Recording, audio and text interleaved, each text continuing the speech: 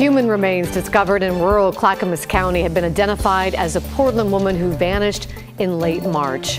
Thank you for joining us. I'm Laurel Porter. And I'm David Molko. 22-year-old Ashley Riel is one of 5 women in our area to first disappear, then turn up dead, all in the last 6 months. Let's bring in Mike Benner in the newsroom. Mike, do detectives think any of these cases could be connected?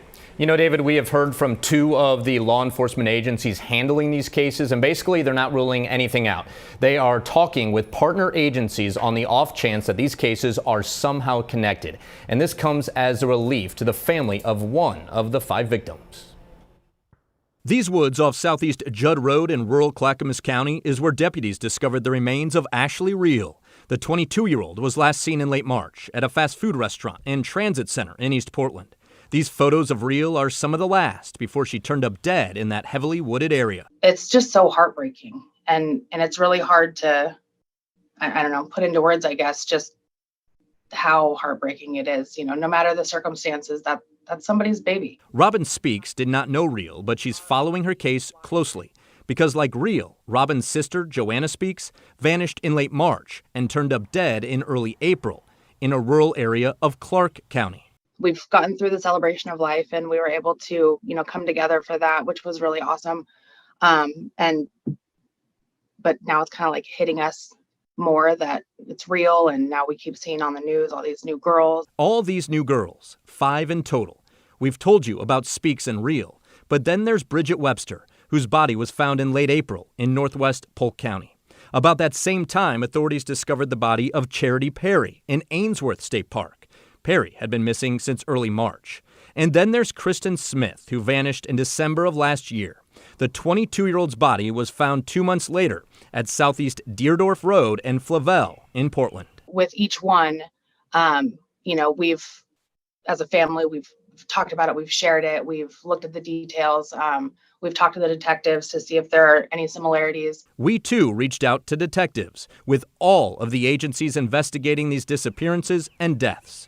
The Polk and Clackamas County Sheriff's offices got back to us, and they're both talking to partner agencies to see if their respective cases are at all connected to any others. I don't want to ever scare people, but also reality is there are women dying at just awful numbers. While it's unclear if any of these cases will turn out to be connected, Robin Speaks says one thing is very clear. Women need to pay attention and they need to know that there are dangers and they're clearly taking the lives of people that we love. Our hearts go out to the Speaks family and really the families of all 5 women. If you happen to know anything about these cases, you're urged to pick up the phone and call police. David? Mike Benner in the newsroom. Thank you, Mike. We've got a big decision from the Rose City this evening when it comes to fighting gun violence, with Portland's mayor announcing the city will not move forward with so-called gunshot detection technology. City leaders have studied this technology over the last year, reviewing proposals and getting community feedback.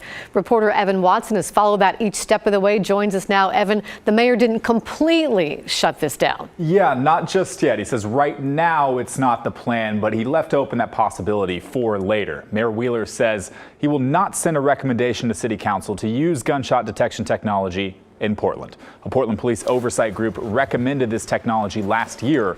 2 companies, ShotSpotter, now Sound Thinking, and Eagle Technology, were finalists for the award. However, community members raised questions about the technology's value and efficacy, pointing to studies from other cities that show most alerts don't lead to evidence of a gun crime, and even fewer lead to an arrest. Mayor Wheeler says he could revisit using this technology in the future after the police bureau hires more officers, but right now it's not the correct fit. It really came down to resources, time, money, bandwidth, and personnel. And as we lined up all of the different strategies we could use to reduce crime this summer and make an impact on gun violence, we concluded that the strategies that we've outlined today were higher priorities for right now. Wheeler's announcement on this came at a gun violence prevention press conference. Mayor Wheeler and city leaders shared their plans to reduce the number of shootings through expanded outreach programs. Portland is now working with the National Institute for Criminal Justice Reform. Wheeler says the city and its partners are finding people who are at the highest risk of being victims or perpetrators of gun violence and then working with them individually. Portland homicides so far this year are similar to last year's numbers at this time, but the number of shootings is down. Wheeler says the city's approach is the best one, regardless of national trends. I firmly believe, whether the data is going in the right direction or the wrong direction, that we have an obligation to act at the local level with the best information we have, with the strategies that we believe will show the best results. This reorganization, Portland is sending $4.5 million to community organizations for street-level outreach programs in areas of the city with lots of shootings, plus another $14 million for youth outreach and case management. Everyone hoping we do see results. Thank you, Evan. It was a marathon session of public testimony last night for Portland City Council. Dozens of speakers lined up to voice their opinions on Mayor Wheeler's proposed daytime camping ban. Under the proposal, camping would be banned on city property between 8 a.m. and 8 p.m. Camping would also be prohibited at all times on sidewalks and within 250 feet of schools, child care centers, and high crash corridors. Use of gas heaters would also be banned. More than 3 violations could result in fines or up to 30 days in jail. Homeless advocates who spoke said the ban criminalizes homelessness without providing any real solutions. While those in favor spoke of the plan, said they're fed up with trash, drugs, and crime around the camps. The ordinance now moves to a second reading. It's not clear yet when it will come up for a vote. Well, take a look. Some people in Northeast Portland were jolted out of bed early this morning by the sound of a crash, and when they looked outside, this is what they saw. This was just after 4:30 on Northeast Rodney Avenue near Holman.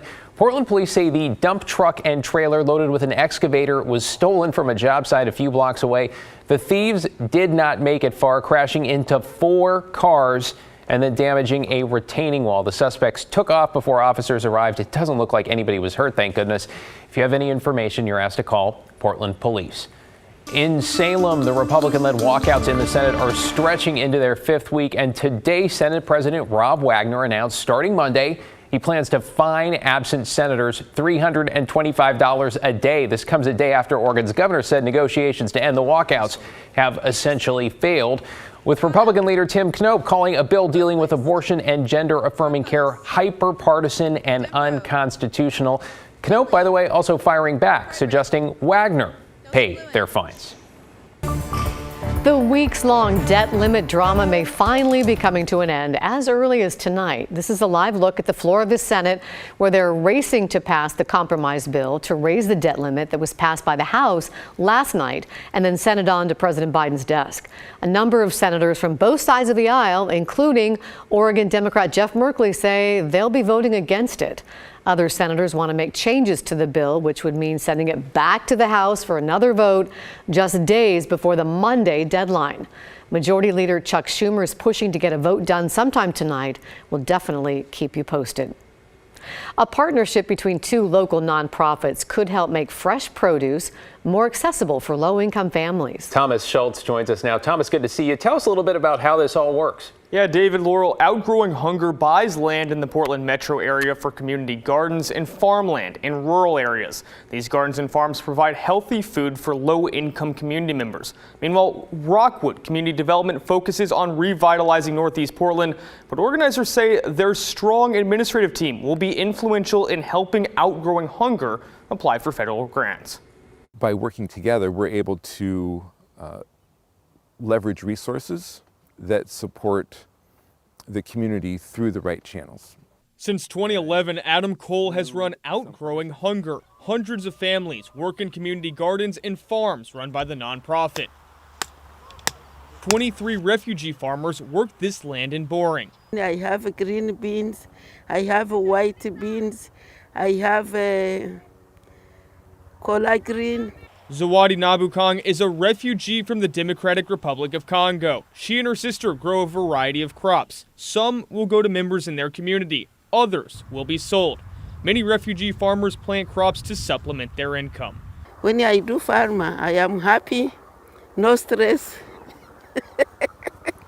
Cole says other refugees farm full-time. He says a new partnership with Rockwood Community Development will help Outgrowing Hunger expand and help more low-income families.